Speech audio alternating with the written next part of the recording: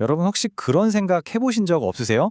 내가 열심히 쌓아 올린 것들, 소중하게 생각했던 관계들, 이 모든 게 그냥 잠시 있다가 사라지는 건 아닐까? 하는 그런 생각.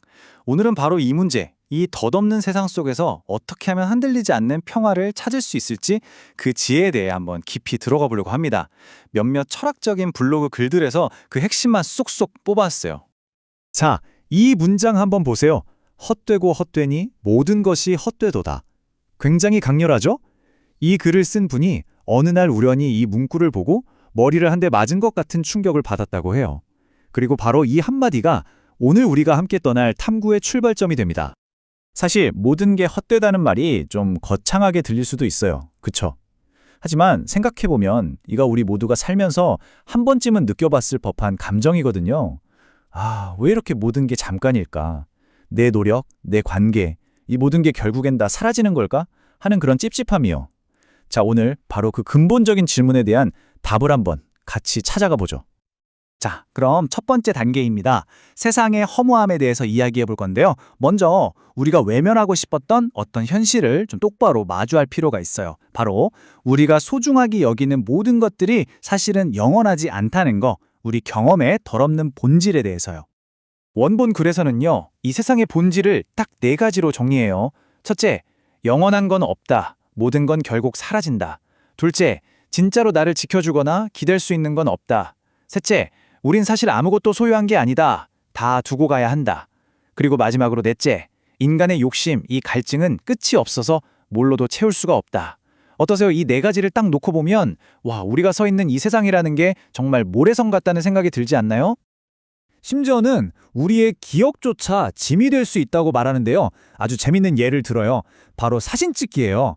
여러분도 그렇죠? 아, 이 순간을 남겨야 해 하면서 열심히 사진 찍고 나중에 그것도 폴더별로 정리하고 가끔 꺼내보고. 근데 글쓴이는 이게 오히려 그 순간의 즐거움보다 더 큰 짐이 될 때가 많다고 지적하는 거죠. 과거를 붙잡으려는 행위 자체가 또 다른 고통을 만든다는 정말 날카로운 지적이에요. 자, 좋습니다. 세상이 원래 이렇게 덧없고 일시적이라는 거 일단 알겠어요. 근데 진짜 중요한 질문은 이제부터죠. 아니, 세상이 그런 건 알겠는데 대체 그게 왜 우리를 이렇게나 고통스럽게 만드는 걸까요? 이제 그 고통의 뿌리를 한번 캐보러 가겠습니다. 놀랍게도요, 그 모든 고통의 근원이 아주 단순한 데 있다고 해요. 우리 마음속에 있는 딱 두 가지 때문이라는 겁니다. 바로 무언가를 좋아하는 마음, 그리고 무언가를 싫어하는 마음. 네, 바로 이 좋고 싫음이 우리 모든 괴로움의 씨앗이라는 거죠. 그럼 이 좋고 싫음이라는 쳇바퀴를 계속해서 돌리는 힘은 뭘까요? 그 엔진 역할을 하는 게 바로 가래라고 합니다. 한자로 보면 목마를 갈에 사랑 애자를 쓰는데요. 말 그대로예요. 채워도 채워도 끝나지 않는 목마름, 갈증, 욕망이죠.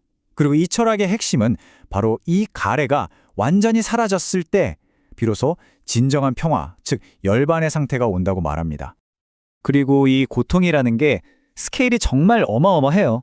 그냥 오늘 아침에 출근하기 싫어서 느끼는 작은 짜증부터 시작해서 인류 역사상 가장 끔찍했던 거대한 비극까지 그 모든 것의 뿌리가 사실은 다 연결되어 있다는 이야기입니다. 이 인용문은 한 개인의 마음속에 있던 혐오와 갈등이 극단적으로 터져 나왔을 때 어떤 일이 벌어지는지를 보여줍니다. 2차 세계대전 당시 한 강제 수용소에 대한 묘사인데요. 수백 구의 시신이 인간의 모습이라고 알아보기 힘들 정도였다고 하죠. 이런 끔찍한 현실을 굳이 보여드리는 건 충격을 드리려는 게 아니에요. 단지 한 사람의 마음속에 있던 작은 고통의 씨앗이 사회 전체를 집어삼키면 어떤 비극을 낳을 수 있는지를 우리가 똑바로 봐야 하기 때문입니다. 물론 이런 거대한 비극 앞에서 우리는 무력감을 느낄 수밖에 없죠. 내가 뭘 할 수 있겠어 하고요. 하지만 이 철학은 바로 그 지점에서 우리의 시선을 다시 각자의 안으로, 내면으로 돌리게 만듭니다. 세상의 모든 고통을 네가 다 해결할 수는 없겠지만 적어도 내 마음속에서 시작되는 고통의 뿌리만큼은 네가 다룰 수 있다. 바로 이 이야기를 하는 거죠. 네, 바로 여기가 오늘 이야기의 가장 중요한 전환 점이에요. 문제의 해결책이 바깥 세상에 있는 게 아니라 바로 내 안에 있다는 겁니다. 세상을 뜯어고치려고 애쓰는 게 아니라 그 세상을 바라보는 나의 마음을, 나의 관점을 근본적으로 바꾸는 것, 거기에 길이 있다는 거죠. 그렇다면 어떻게 마음을 바꿀 수 있을까요? 바로 이런 원칙들을 따르는 겁니다. 일어나는 모든 일이 남 탓이 아니라 결국 내 업, 나의 책임이라고 받아들이는 거예요. 그리고 저건 나쁜 거야, 이건 옳은 거야 하는 식의 섣부른 이분법적인 판단을 내려놓는 거죠. 결국 핵심은 뭐냐? 밖으로 향하던 모든 비난과 판단의 화살을 걷어서 내 안으로 돌리는 연습이에요. 하지만 그렇구나 하고 머리로만 이해하는 걸로는 부족하겠죠? 이런 깨달음을 진짜 내 삶 속에서 일상의 행동으로 어떻게 옮길 수 있을까요? 이제부터는 이 철학이 어떻게 구체적인 삶의 실천법이 되는지 한번 살펴보겠습니다.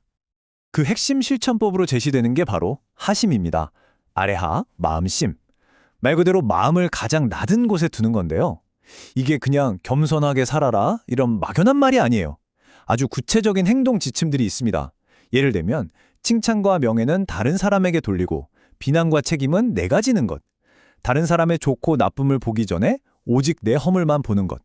심지어 나를 괴롭히는 원수나 길가의 거지까지도 모두 나의 스승으로 존중하는 것. 이렇게 삶의 모든 순간에서 나라는 존재를 내려놓는 훈련인 셈이죠. 이 문장 한번 보세요. 천대받고 모욕받는 즐거움이여 나를 무한한 행복의 길로 이끄는도다. 와, 진짜 역설적이지 않나요? 누가 모욕받는 걸 즐거워하겠어요? 하지만 이 한 문장이 나를 내려놓는다는 게 얼마나 철저하고 극진적인 실천인지를 정말 강렬하게 보여주는 것 같아요. 이 모든 가르침을 관통하는 아주 중요한 비유가 하나 있습니다. 바로 최잔고목인데요. 이게 무슨 뜻이냐면 부서지고 말라비틀어져서 땔감으로도 쓸모가 없어진 나무 토막을 말해요. 다시 말해 세상의 기준, 세상의 욕망에 비춰봤을 때 완전히 쓸모없는 존재가 되는 거죠. 그런데 바로 그렇게 쓸모 없어졌을 때 역설적으로 그 모든 욕망과 집착으로부터 완벽하게 자유로워진다는 의미입니다. 아니, 근데 왜 이렇게까지 해야 할까요? 왜 이렇게 힘든 길을 가야 하는 걸까요? 그 이유는 간단합니다. 이 길의 끝에 우리가 지금까지 알고 있던 행복과는 완전히 차원이 다른 진짜 행복이 기다리고 있기 때문이에요. 여기 두 가지 행복의 길이 있습니다. 방향이 완전히 다르죠. 우리가 보통 생각하는 세상적인 행복은 물질적인 소유나 외부 조건에 달려 있잖아요. 그래서 늘 불안하고 언제든 사라질 수 있어요. 하지만 오늘 우리가 이야기하는 진정한 행복은 오직 내면의 성숙, 내 인격에 뿌리를 두고 있기 때문에 그 어떤 외부 상황에도 흔들리지 않고 누구도 빼앗아갈 수 없는 영원한 것이라는 거죠. 결국 이 모든 길고 긴 철학적 이야기는요, 이 한 문장으로 귀결됩니다. 첫 마디 말보다 한 번의 행동이 더 가치 있다. 그렇죠. 앞에서 봤던 그 하심의 실천처럼 머리로만 아는 건 진짜 아는 게 아니라는 거예요. 온몸으로 부딪히고 살아내고 실천할 때 비로소 진정한 알미 시작된다는 아주 강력한 메시지입니다. 자, 그래서 마지막 질문은 다시 우리 각자에게로 돌아옵니다. 여러분이 진정한 평화와 자유를 얻기 위해서 여러분의 삶에서 과연 무엇을 저 쓸모없는 마른 나무까지 최잔고목처럼 만들어야 할까요? 내가 놓지 못하고 있는 그 쓸모 있는 것은 과연 무엇일까요? 오늘 한번 깊이 생각해 보시면 좋겠습니다.